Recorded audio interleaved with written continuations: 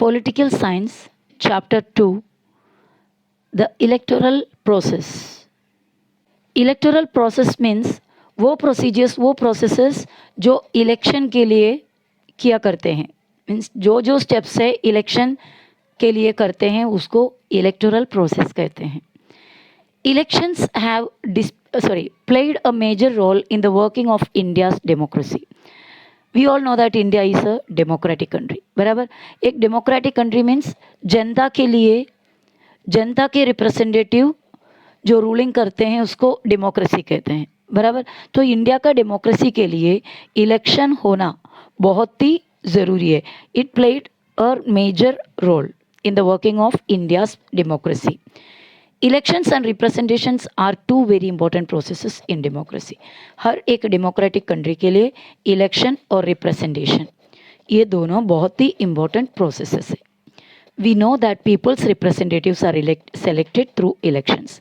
Actually election में होता क्या है, जनता अपने रिप्रेजेंटेटिव्स को यानी उनके तरफ से जो उनके लिए काम करने वाले लोगों को सेलेक्ट करते हैं बाय गिविंग वोट. तो ये प्रोसीजर होता है election. Elections help to bring a change in power through peaceful means. अभी एक ही व्यक्ति के हाथ में अगर पावर है देश का तो वो व्यक्ति अपने हिसाब से जो मनमाने चाहे वो कर सकता है. लेकिन उन्हें ये डर होगा अगर होगा कि मैं अगर अच्छा से देश को चलाया नहीं, एडमिनिस्ट्रेशन सही मायने में किया नहीं, तो मेरा ये पोजीशन या ये पावर मेरे हाथ से जा सकता है. अगर ऐसा एक डर है तो वो मैक्सिमम कोशिश करेगा बेटर से बेटर एडमिनिस्ट्रेशन करने का.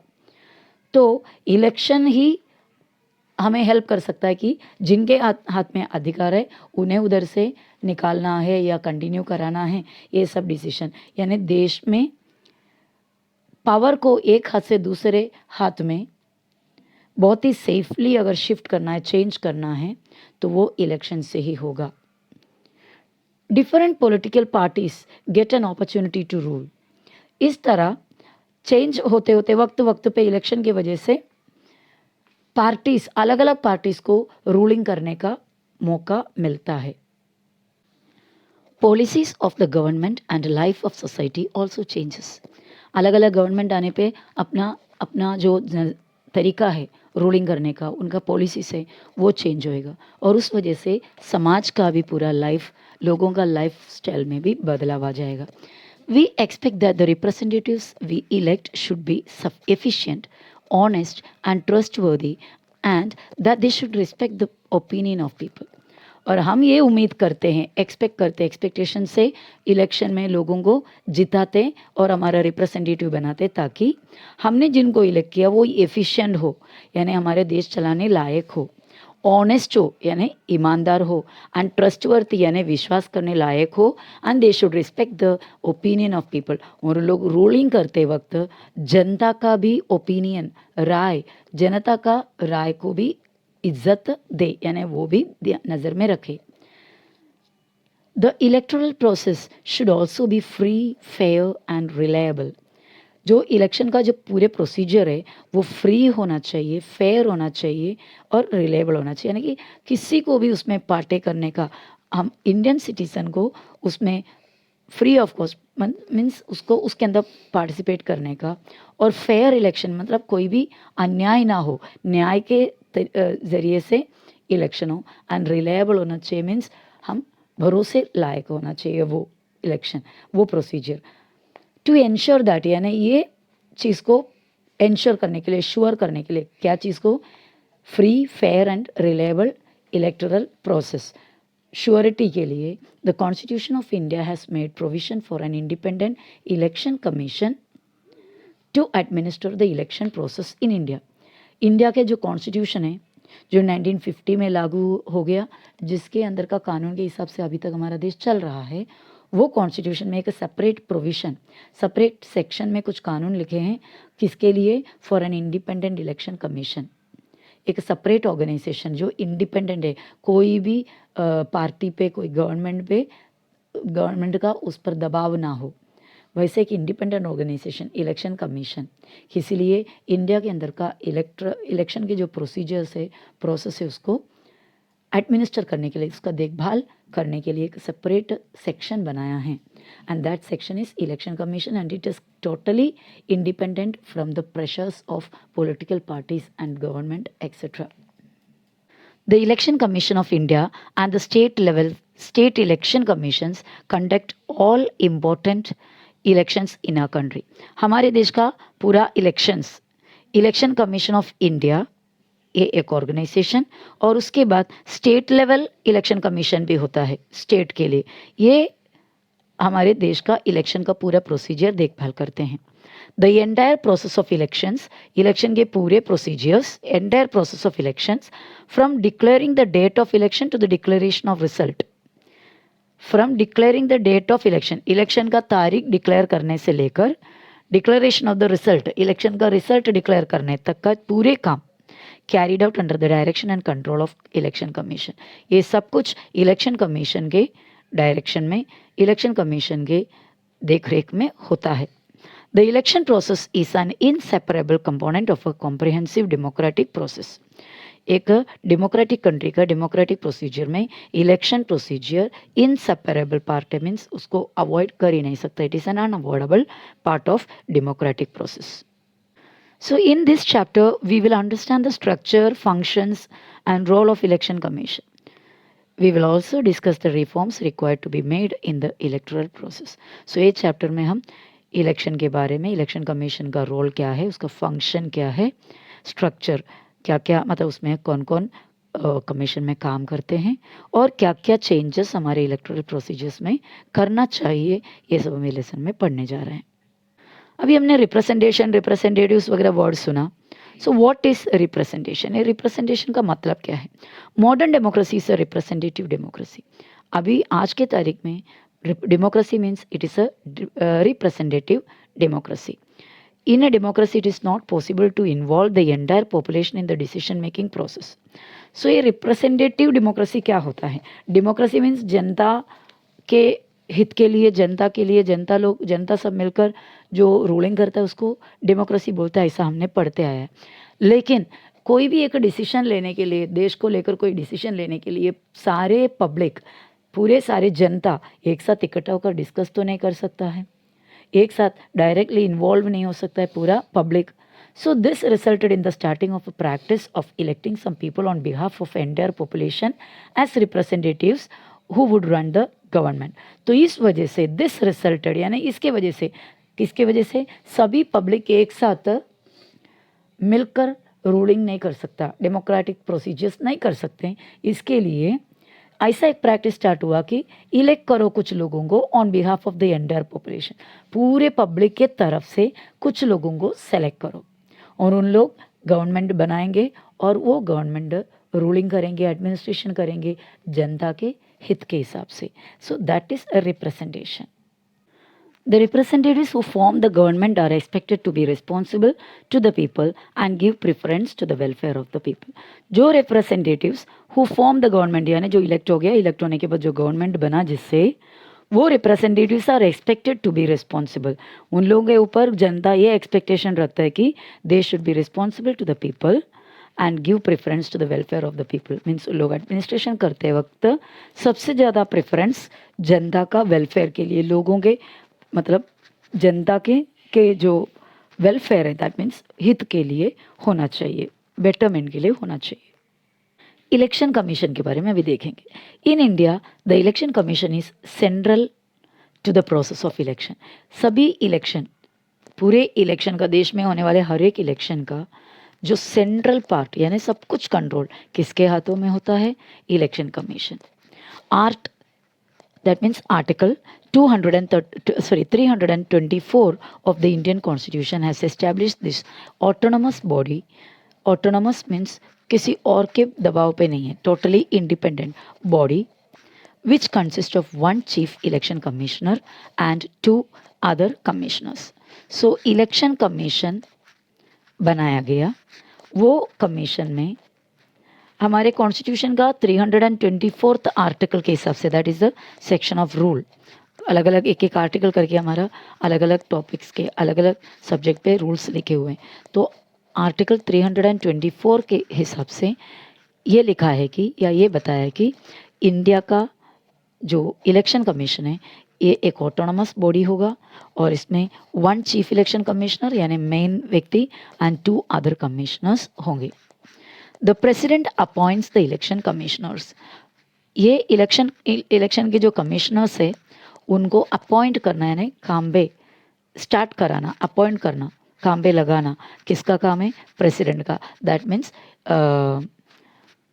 प्रतीक प्लेज वगैरह लेकर, शपथ वगैरह लेकर उनको उनके अहदे पे बिठाना। So that is appointing. President करता है, Indian president. The chief election commissioner cannot be remove from his post easily. और चीफ इलेक्शन कमिश्नर एक बार इलेक्शन कमिश्नर बन गया है तो उसको एक बार इलेक्शन कमिश्नर अपने प्लेस में इलेक्ट हो गया या अपॉइंट किया गया तो उनको आसानी से वो पोजीशन से निकाल नहीं सकता। He can not be removed on account of any political reason. कोई भी पॉलिटिकल रीज़न आने दो, गवर्नमेंट चेंज भी होने दो, फिर भी election commissioner, chief election commissioner can not be removed. This is necessary so as to preserve the independence of election commission. So ये क्यों ऐसा एक रूल बनाया गया है कि चीफ इलेक्शन कमिश्नर को पॉलिटिकल रीज़न की वजह से निकाल नहीं सकता, ताकि वो अपना पूरा सेफ्टी महसूस कर सके, पूरे फ्री होकर डिसीजन ले सके। कोई भी गवर्नमेंट का ऑर्गेनाइजेशन या कोई भी गवर्नमेंट पार्टी के, पॉलिटिकल पार्टी के दबाव पर ना आए, इसके लिए उनको कंप्लीट फ्रीडम दिया हुआ है। There is a separate provision made for the expenses of election commission. Election commission के एक्सपेंसेस, खर्चे के लिए जो कोई भी खर्चे के वगैरह बारे में है वो सभी पॉइंट्स सेपरेट एक प्रोविजन में लिखा हुआ है। The election commission does not have a separate staff. Election commission का कोई सेपरेट स्टाफ नहीं है। नॉर्मली सभी ऑर्गेनाइजेशन, सभी ऑफिस में उनका अकेले का अलग सा एक स्टाफ होता है। एक स्टाफ में बहुत सारे स्टाफ्स होते हैं। इलेक्शन कमीशन में काम करने के लिए कोई स्टाफ्स नहीं है। Government officers, teachers and other employees help the election commission to execute the process of election। Election का पूरे प्रोसेस में इलेक्शन का कमीशन का कोई स्टाफ्स काम नहीं करते। उनका वो कमीशन में कोई स्टाफ ही नहीं है, बल्कि इलेक्शन का काम पूरा गवर्नमेंट ऑफिस में काम करने वाले ऑफिसर्स हैं या स्कूल के टीचर्स हैं या फिर और भी दूसरे एम्प्लॉयज़, वर्कर्स, उन लोगों को इलेक्शन के टाइम पे इलेक्शन कमीशन उसको उन लोगों को काम पे लगाएंगे। मतलब टेम्पररी रहता है उनका वो जॉब। टीचर्स वगैरह, आपके स्कूल के वगैरह टीचर्स आपके घर में वगैरह आए होंगे, दूसरे स्कूल के टीचर्स वगैरह आके आपका घर का जो सेंसस है यानी कितने लोग रहते हैं, सभी का नाम, एज, कितने लोग इलेक्शन वोटिंग देने के काबिल है, ये सब चेक करके जाते हैं। आपके भी घर में आए होंगे। तो ये इस तरह टीचर्स को, गवर्नमेंट ऑफिसर्स को वगैरह काम पे लगाते इलेक्शन के टाइम पे। तो इस वजह से क्या होगा, एक ऑफिस में बहुत सारे अगर ऑफिसर्स है या स्टाफ से उन लोग ही काम करते हैं तो उन लोग उसमें करप्शन करने का बहुत चांसेस रहता है। लेकिन यहाँ पर करप्शन होने का चांस कम होगा क्योंकि वही इलेक्शन कमीशन का खुद का कोई स्टाफ नहीं है। इसलिए Sukumar Sen was the first chief election commissioner after independence। India को आज़ादी मिलने के बाद 1950 जनवरी 26 को इंडिया रिपब्लिक हुआ। मीन्स उस दिन से इंडिया का कॉन्स्टिट्यूशन के हिसाब से इंडिया का रूलिंग करने लगा। और 1921 में सेन जो है means Sukumar Sen was selected for Indian civil services. Indian civil service के लिए सुकुमार सेन को ब्रिटिश लोगों ने सेलेक्ट किया था। Means under British rule. That time India was under British rule. He was given the charge of the election commissioner after the election commission was established in 1950। 1950 India जब Republic होने के बाद election commission बनाया गया, तब पहला election commissioner के जगह में किसको सेलेक्ट किया गया? Sukumar Sen. Mr. Sen efficiently handled the responsibility of the election commission in extremely adverse conditions। और ये वक्त 1950 वगैरह इंडिया के लिए बहुत ही बुरे वक्त थे। ब्रिटिश लोग हमारे इंडिया छोड़कर जाने पर बहुत ही बेहाल हुआ था इंडिया, क्योंकि कोई रूलिंग वगैरह कुछ भी सिस्टम नहीं, कुछ भी नहीं, ऐसा कंडीशन में वो एडवर्स सिचुएशन में भी इलेक्शन कमीशन का पूरा रिस्पॉन्सिबिलिटी मिस्टर सेन ने बहुत ही एफिशिएंटली, बहुत ही अच्छे तरीके से हैंडल किया। Special campaign to create awareness among voters is run for voters registration. Actually voters का नाम रजिस्ट्रेशन में रजिस्टर किया जाता है, वो रजिस्टर करने के बाद हमको इलेक्शन का कार्ड वगैरह मिलता है, वोटिंग कार्ड वगैरह मिलता है। तो ये सब किसी लिए कर रहा है, ये स्पेशल एक कैंपेन है, एक अभियान है, ताकि हमारे देश के सभी वोटिंग करने जो लायक या काबिल जो लोग हैं उनको ये पता होना चाहिए कि what is their responsibility, what is there duty. Election में वोट देना इज़ द ड्यूटी और रिस्पॉन्सिबिलिटी ऑफ अ सिटीज़न। तो इसके लिए नेशनल वोटर्स डे भी सेलिब्रेट किया जाता है। Functions of election commission. अभी इलेक्शन कमीशन का क्या क्या काम है? प्रिपेयरिंग द वोटर्स लिस्ट, देश में कितने लोग वोटिंग देने के काबिल है उनका list banana. Every Indian citizen who has completed 18 years of age has right to vote. Indian constitution के रूल के हिसाब से हर एक इंडियन सिटीजन, हर एक इंडिया के नागरिक जो 18 साल के ऊपर हो गया हो या 18 साल कंप्लीट किया हो, उनको वोट देने का अधिकार है।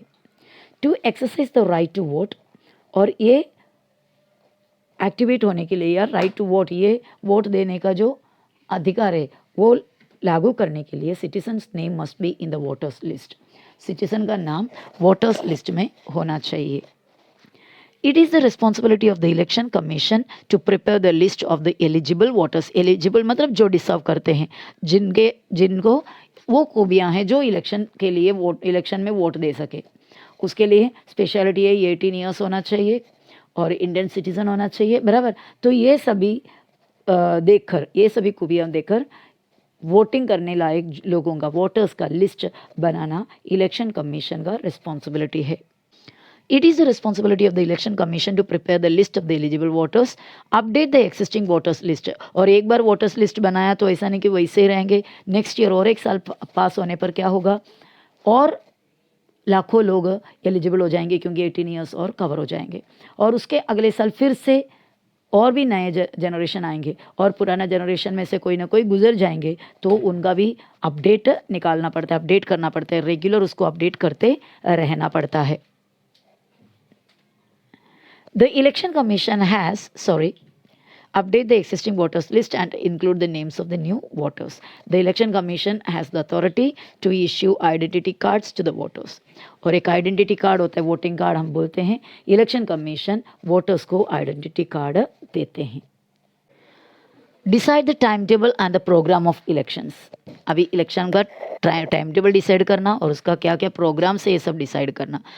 The conduct of elections is entirely the responsibility of the election commission. Already हमने देखा इलेक्शन कंडक्ट करना पूरा रिस्पॉन्सिबिलिटी किसका है, इलेक्शन कमीशन का। The election commission decides when to conduct election and in how many stages to hold elections in every state. तो election commission decide करेगा कि कभी इलेक्शन कंडक्ट करना है और कितने स्टेजेस में इलेक्शन, एक एक अलग अलग स्टेट्स में कैसा इलेक्शन को कंडक्ट करना है। Scrutiny of the applications of candidates.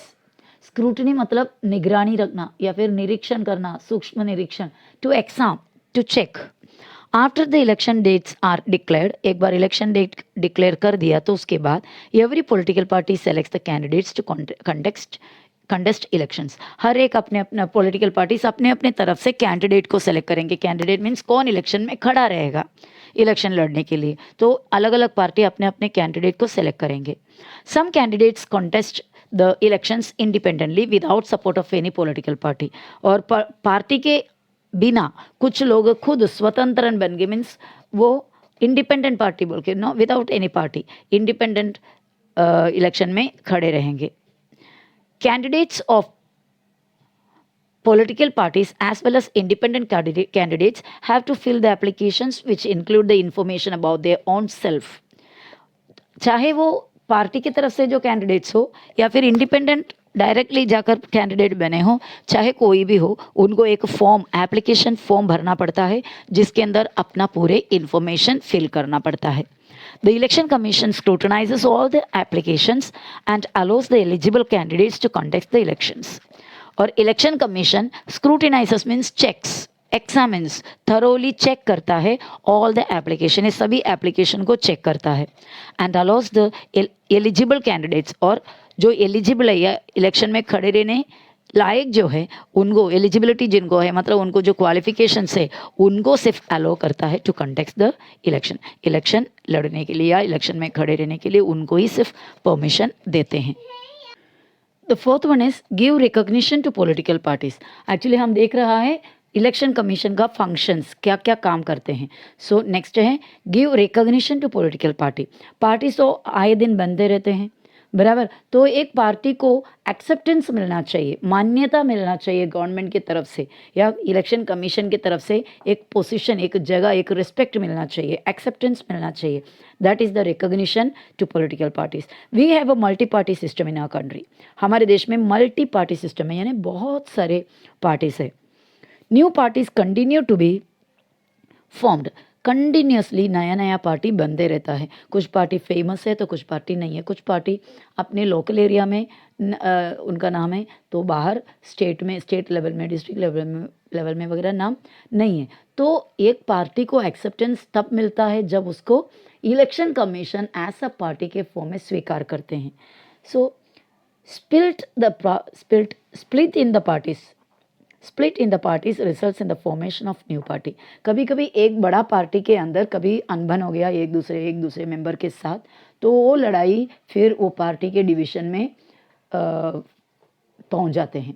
तो पार्टी दो, वो पार्टी में से जो कोई एक को सपोर्ट करने वाले मेंबर सब सेपरेट मिलकर नया एक पार्टी बना देते हैं. तो इस तरह भी कभी कभी नया नया पार्टीज बनता है.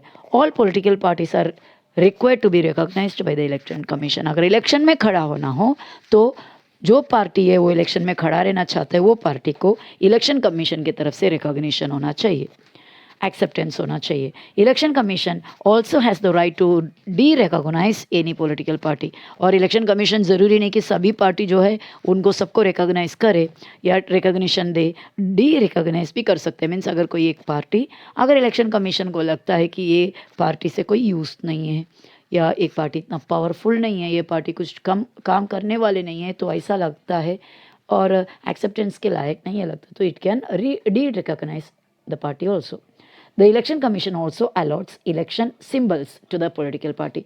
और जो सिंबल होता है, जैसे अभी कांग्रेस का सिंबल है मतलब जो पाम है, या फिर साइकिल होता है, और धनुष बाण होता है, वो शिवसेना का सिंबल, कमल होता है बीजेपी का सिंबल बराबर. तो इस तरह सिंबल्स इलेक्शन के टाइम पे एक एक पार्टी को जो सिंबल देता है वो भी कौन देता है, सिंबल इलेक्शन कमीशन अलॉट करता है कौन सा सिंबल किसको होना चाहिए.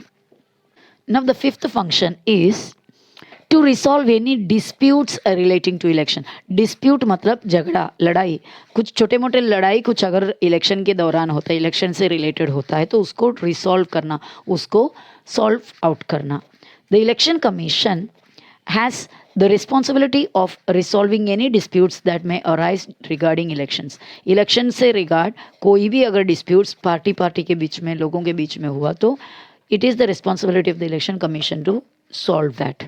Accordingly, to declare any candidate as disqualified or conduct re-election in a particular constituency is the responsibility of the election commission. Suppose समझो कि ऐसा कोई disputes वगैरह हुआ, कोई एक constituency मतलब जो इलेक्शन का एक जो चुनाव का जो मंडल होता है, चुनाव का जो क्षेत्र अलग अलग कॉन्स्टिट्यूएंसी बनाता है ना, ये मंडल में वो खड़े रहता है, ये मंडल में ये लड़ रहा है, अलग अलग एरिया के लिए, अलग अलग कॉन्स्टिट्यूएंसी के लिए लोग खड़े होते हैं, जैसा अलग अलग एरिया वाइज. सो कोई भी एक कॉन्स्टिट्यूएंसी से, यानी कोई भी एक एरिया से, कोई भी एक चुनाव के क्षेत्र से कोई कैंडिडेट अगर ऐसा झगड़ा लड़ाई में वगैरह इन्वॉल्व हो गया और वो क्वालिफाइड नहीं लगा, उसको इलेक्शन में खड़े रहने नहीं देना ऐसा लगेगा, तो इलेक्शन कमीशन उसको डिस्क्वालीफाई कर सकता है और नया वापस से री इलेक्शन डिक्लेयर कर सकता है. उतना के वो अधिकार इलेक्शन कमीशन को है. यहाँ पर एक क्वेश्चन दिया हुआ है, what will you do. Voting is a duty as well as a responsibility. तो ये आपको हमेशा याद रखना है। वोटिंग हमारा ड्यूटी भी है, हमारा रिस्पॉन्सिबिलिटी भी है वो। सो किसको वोट देना हमें कुछ ये नहीं है, कोई भी जीते फ़र्क नहीं पड़ता, ऐसा सब बोलकर वोटिंग नहीं करना, actually it is against the country, देश के खिलाफ है। देश की भलाई के लिए हमें वोटिंग करना बहुत ज़रूरी है, और वो भी जो डिज़र्व करता है वो कैंडिडेट को वोट करना है। अगर आपके नज़र में कोई भी डिज़र्व नहीं करता तो आप उसके लिए भी सेपरेट सेक्शन होता है कि मतलब आप किसी को भी वोट नहीं दे रहे करके बोलकर भी आप वोट दे सकते हैं। अब यहाँ पर देखिए, श्याम शरण नेगी फ्रॉम हिमाचल प्रदेश का एक इंसान, श्याम शरण Negi was the first voter of India. India में पहली बार वोटिंग देने वाला व्यक्ति है ये। इंडिया में 1951 में लोकसभा इलेक्शन हुआ, और उस लोकसभा इलेक्शन में सबसे पहला इलेक्शन में वोट देने वाला व्यक्ति है Ram Sharan Negi. He exercised his right to vote on 25 October 1951। इन्होंने कभी वोटिंग दिया? लोकसभा इलेक्शन में 25 अक्टूबर 1951 को इन्होंने वोट दिया। Which two conditions among the following is the violation of code of conduct? Violation means code of conduct, actually आपने पढ़ा नहीं, आगे पढ़ने वाले हैं।